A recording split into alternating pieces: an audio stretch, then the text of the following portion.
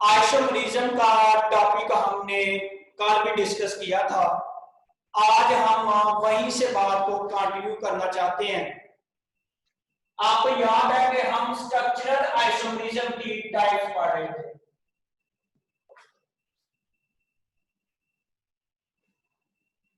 हमने कहा था आइसोमर्स मेजर दो कैटेगरी के हैं, स्ट्रक्चरल आइसोमर्स और सिस ट्रांस, जिसका दूसरा नाम ज्योमेट्रिक है।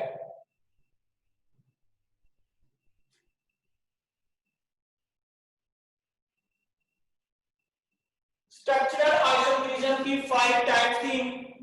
कल हमने 4 पढ़ ली। आज लास्ट उसकी टाइप डिस्कस करके हम बात को वाइंड अप करेंगे। That is टाटोमरिज्म।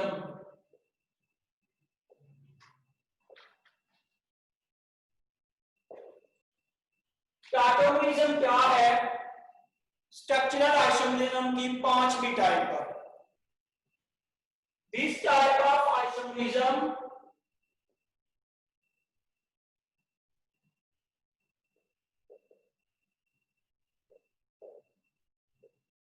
arises due to shifting of proton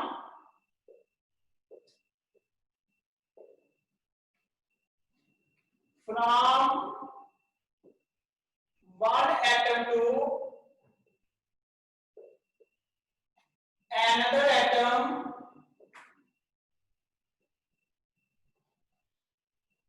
within a same molecule.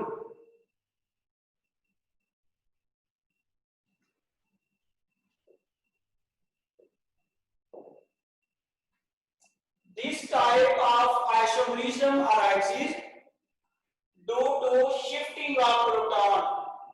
जब प्रोटॉन एक जगह से दूसरी जगह पे शिफ्ट हो, जो आइसोमर बनते हैं उनको हम कहते हैं टाटोमर्स। फॉर एग्जांपल, आपने नाम सुना होगा अमाइनो एसिड्स। अमाइनो एसिड्स जो कि प्रोटीन के बिल्डिंग ब्लॉक्स है। इनका स्ट्रक्चर ये है RCH NH2 COOH। ये हमारे पास अमाइनो एसिड है। अब इसका एच, ये नाइट्रोजन का जो लोन पेयर है ये कार्बोक्सिल का एच ले लेता है और यूं बन जाता है RCH NH3 पॉजिटिव। सब नाइट्रोजन पे पॉजिटिव चार्ज क्यों आया है? क्योंकि नाइट्रोजन नॉर्मली 3 बॉन्ड बनाता है।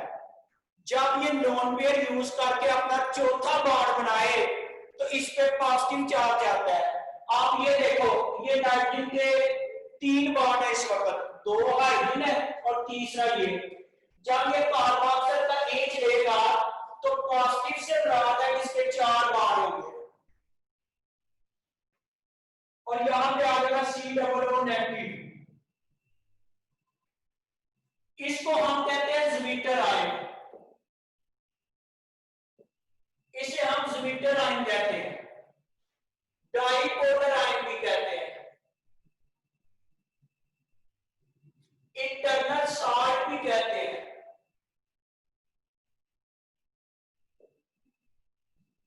ज़्विटर आयन, ज़्विटर जर्मन वर्ड है, ये जर्मन वर्ड है, German word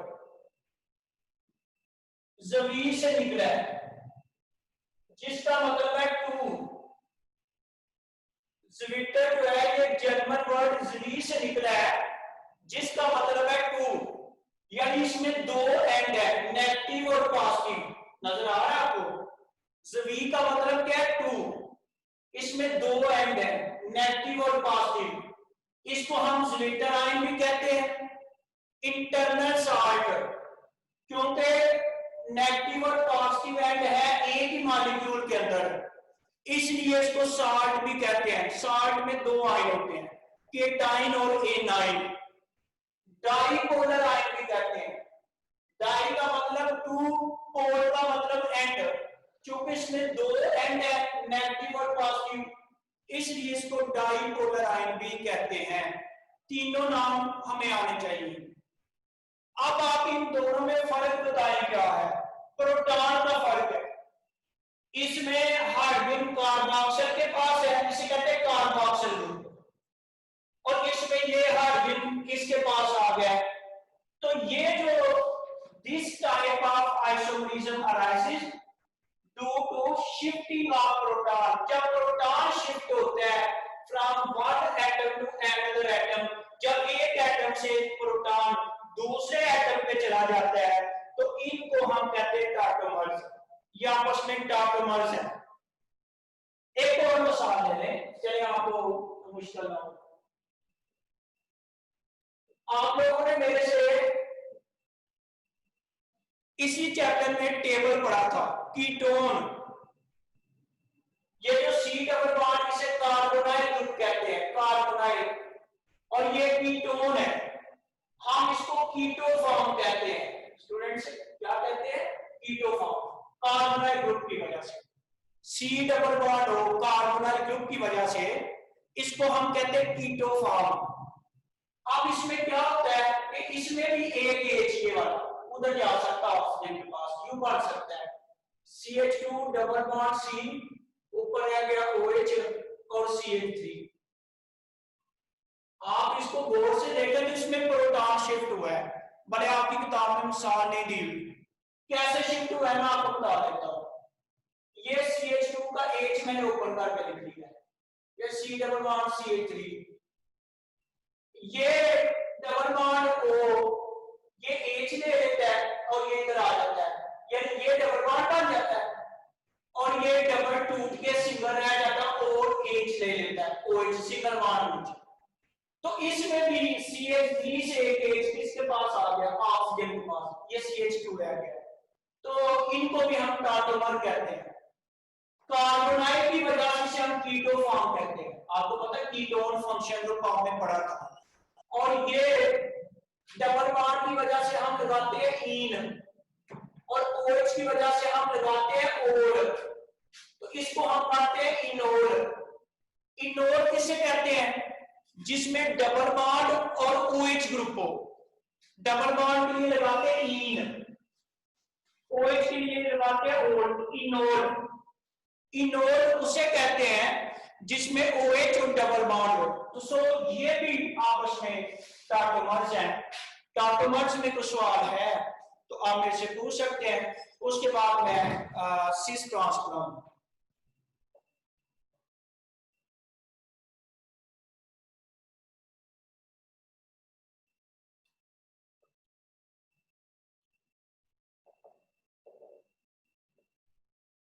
geometric of cis trans isomerism.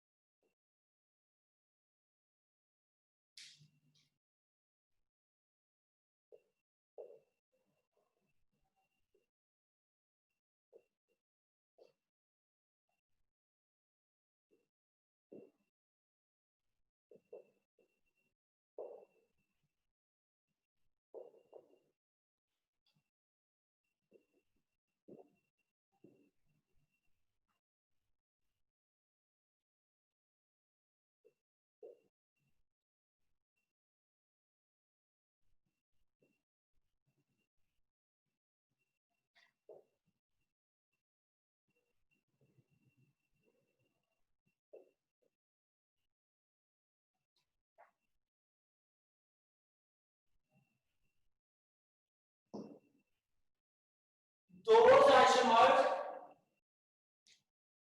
which have same structural formula, जिनका स्ट्रक्चरल फार्मूला सेम है, but differ with respect to the position of identical groups in space, लेकिन वो same groups space में differ करें, उसको हम कहते हैं सिस ट्रांस और ज्योमेट्रिक। मिसाल में आपको बात समझ आ जाती है। आपने नाम सुना होगा ब्यूटीन। मुझे तो पहले ब्यूटीन बताना पड़ेगा, क्योंकि बच्चों को पहले बेसिक बताना पड़ती है, अक्सर बच्चों को क्लियर नहीं होता। 2 ब्यूटीन का स्ट्रक्चर मैं लिखने लगा हूं। 2 butene CH3 CH double bond CH3। इसको हम 2 ब्यूटीन कहते हैं। हर बच्चे को पता हो 4 कार्बन वाली एल्कीन को ब्यूटीन कहते हैं, ठीक है ना। कल भी इस पे बात हुई थी। और नंबरिंग करें, और डबल बॉन्ड दरमियान में है, आप नंबरिंग इधर से भी कर सकते हैं और इधर से भी कर सकते हैं, जिस मर्जी एंड से नंबरिंग आप स्टार्ट करें। 1 2 3 4।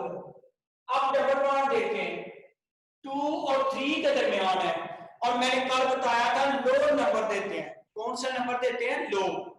इनमें दोनों में से लो कौन सा है? मेरा भी ख्याल, मैं प्राइमरी क्लास को पढ़ा रहा हूं, 2 लो है, तो डबल बॉन्ड की पोजीशन क्या होगी? 2। तो इसको कहते हैं 2 ब्यूटीन। समझ आई थी 2 ब्यूटीन क्या है? आप इसको 2 तरीकों से लिख सकते हैं। अब ये दोनों तरीके समझिएगा। ये कार्बन कार्बन डबल बॉन्ड से खास रखना है, ये कार्बन कार्बन डबल बॉन्ड। अब हर कार्बन के साथ एक हाइड्रोजन एक मिथाइल है, यानी कार्बन के साथ एक मिथाइल है, एक हाइड्रोजन है। ये देखो, इस कार्बन के साथ ये एक मिथाइल है और एक हाइड्रोजन है, इसके साथ भी एक मिथाइल और एक हाइड्रोजन।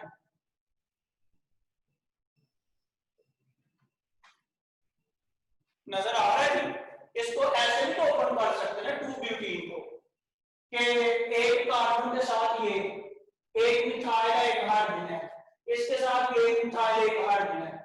आप इस तरह भी लिख सकते हैं और ऐसे भी लिख सकते हैं इसको।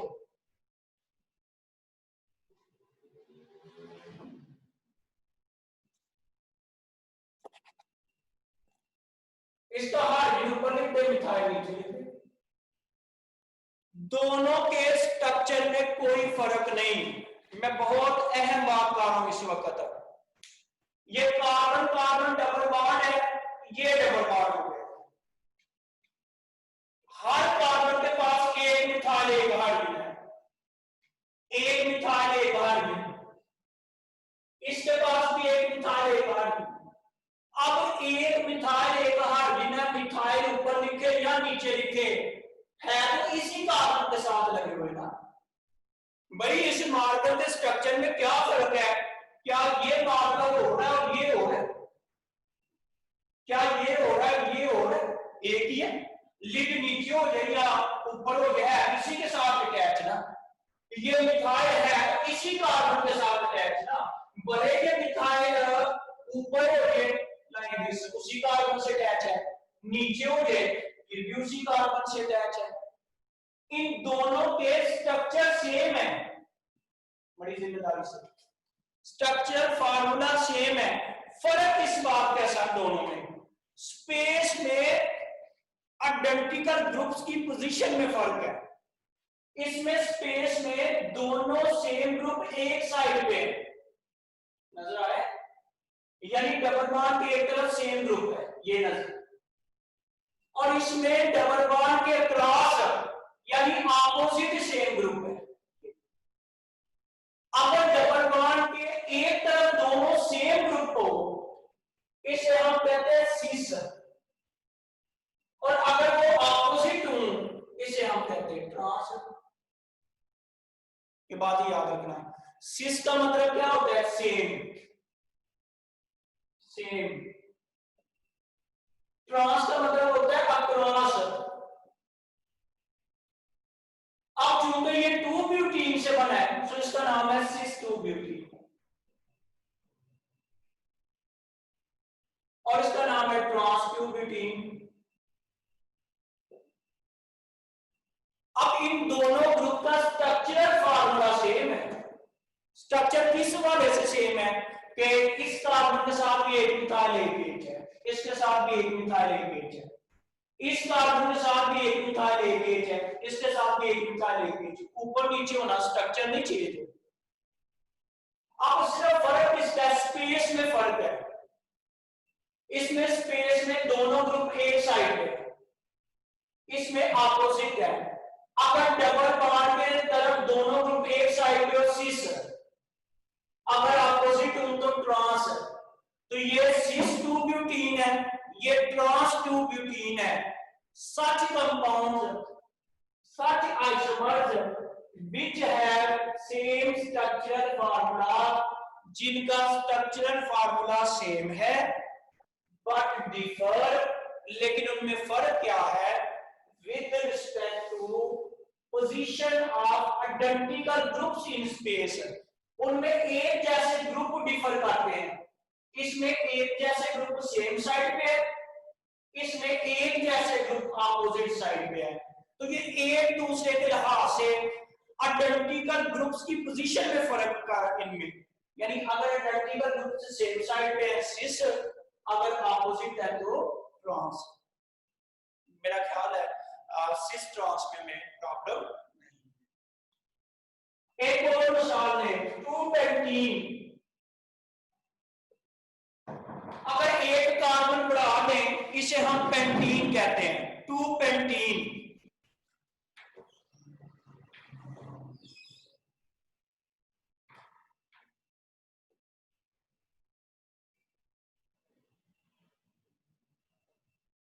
ये सामने 2 पेंटीन बना है।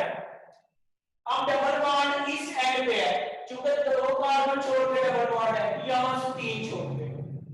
नॉमेनक्लेचर आगे यानी हम शुरू करने जा रहे हैं इंशाल्लाह।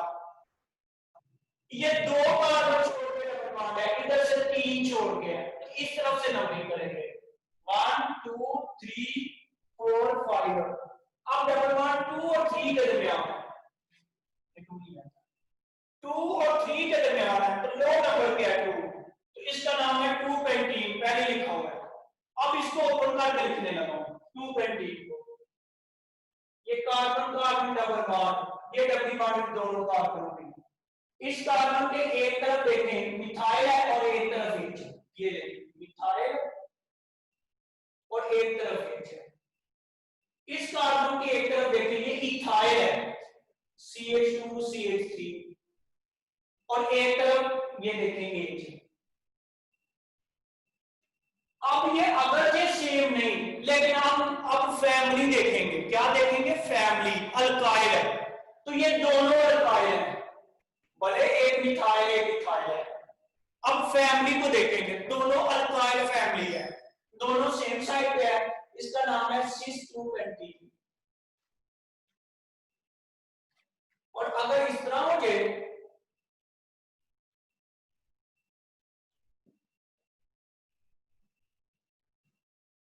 तो ये ट्रांस है, ट्रांस 2 पेंटीन। इसी तरह हमारे पास एक और मिसाल देखते हैं।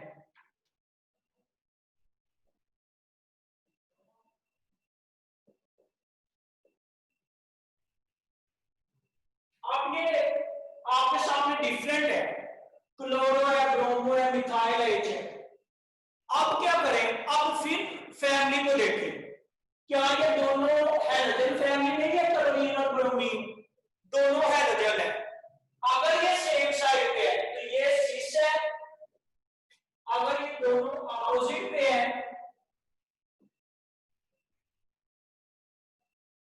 तो they are called as trans. तो सिस और ट्रांस क्या है, ये मैंने थॉरोली एलैबोरेट किया है। जहां पे टेक्स्ट बुक में डेफिनेशन है सिस और ट्रांस की, वहां पे इसकी नेसेसरी कंडीशन लिखी है। नेसेसरी कंडीशन आप इसकी वहीं से अंडरलाइन करेंगे। यहां पे सर ने मिसाल देके कंडीशन को एक्सप्लेन करना है। नेसेसरी कंडीशन, जो डबली बॉन्डेड कार्बन है ना, doubly bonded carbon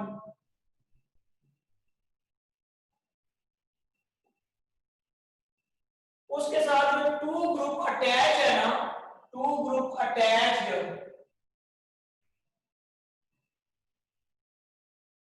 should be different, should be different,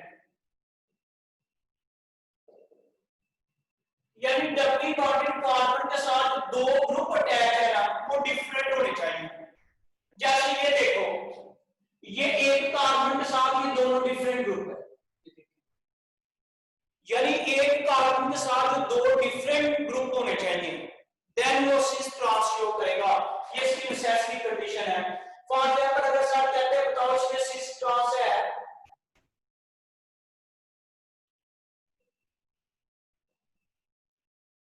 क्या इसमें सिस ट्रांस है? नहीं है। सर क्यों नहीं है? क्योंकि अगर आप इसको ऊपर कर दो उसको नीचे कर दें या इसको ऊपर इसको नीचे तो फर्क पड़ेगा? कोई फर्क नहीं पड़ेगा। तो इसमें सिस ट्रांस नहीं पॉसिबल, यानी इसमें सिस ट्रांस नहीं पॉसिबल। क्या इसकी नेसेसरी कंडीशन है? एक कार्बन के साथ जो दो ग्रुप अटैच है ना दे शुड बी डिफरेंट। जैसे इस कार्बन के साथ ये दोनों डिफरेंट है, अगर ये दोनों सेम हो जाए ना एक पे भी तो फिर भी नहीं पॉसिबल। फॉर एग्जांपल अगर मैं यहां पे एक मिसाल ले लेता हूं, एक कार्बन पे मैंने डिफरेंट दिए हैं, दूसरे पे मैंने सेम कर दिए हैं। आप इस क्लोरो को ऊपर कर दो उसको नीचे कर दो कोई फर्क नहीं, तो इसमें भी सिस ट्रांस पॉसिबल नहीं है। सिस ट्रांस तब पॉसिबल है जब जो दोनों डबली बॉन्डेड कार्बन है दोनों के साथ दो डिफरेंट ग्रुप अटैच हो। अगर एक के साथ भी दो सेम हो जाए ना, ये ऊपर कर दें ये नीचे कर दें, नेट कोई फर्क नहीं पड़ता। सो सिस ट्रांस यहां तक पॉसिबल नहीं है। उसके बाद डेफिनेशन के ऊपर एक लाइन है वो मैं आपको ऐसे समझाता हूं एक स्केच से, फिर मैं आपके सवालों के जवाब दूंगा। मुझे एक पेज दीजिए। मीटिंग चल रही है।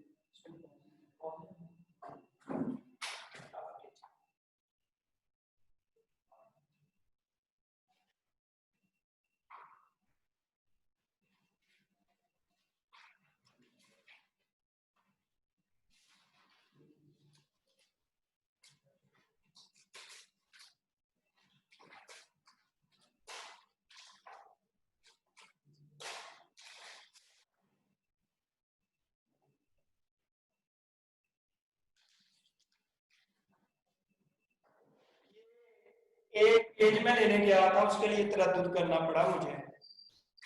आपको लगा सर चलेंगे,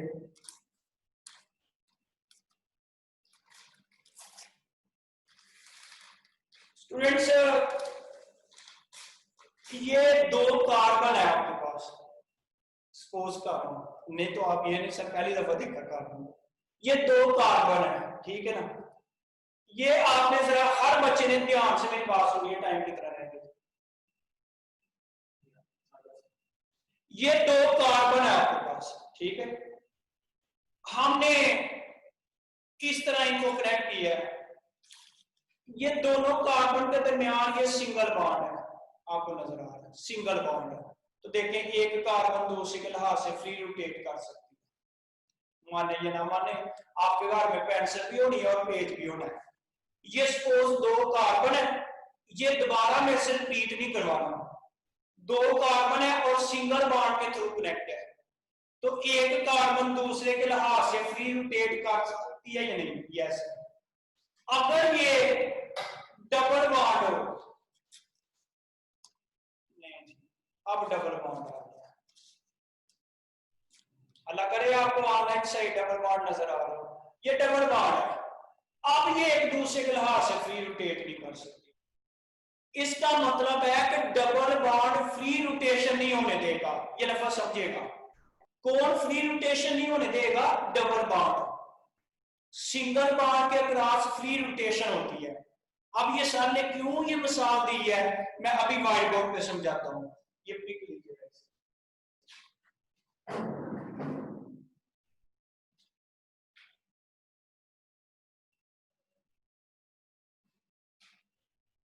मीटिंग चल रही है ना। मैं यहां से एक मिसाल आप तक समझाता हूं।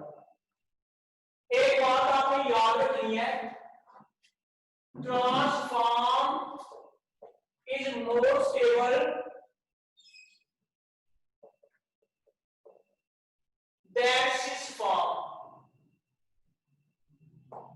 जी, कौन सी फॉर्म ज्यादा स्टेबल होती है? Trans as compare to cis. ये सारा मैं एक्सप्लेन करता हूं। आप ये देखें, सिस में अभी आपने पढ़ा है,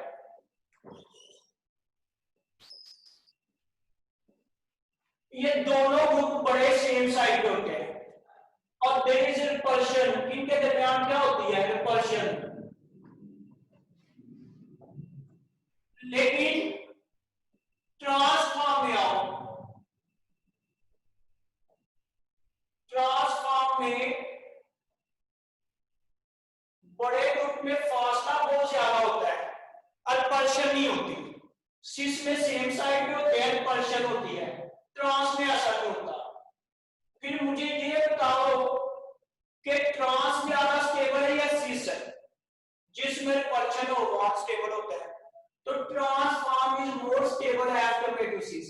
ये बात तो पक्की समझ आती है, ये लिखा गया है, trans form is more stable than cis form.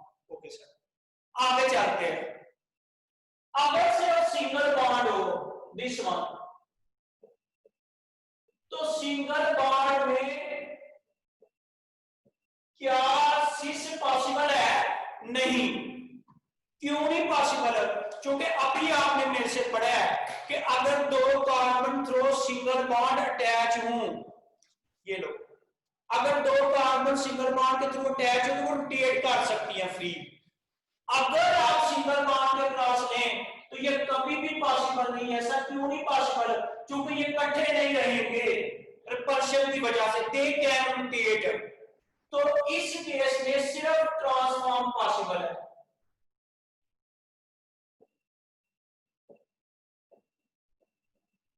Only transform possible,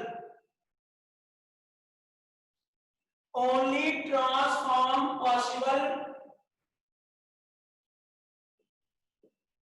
in single bond।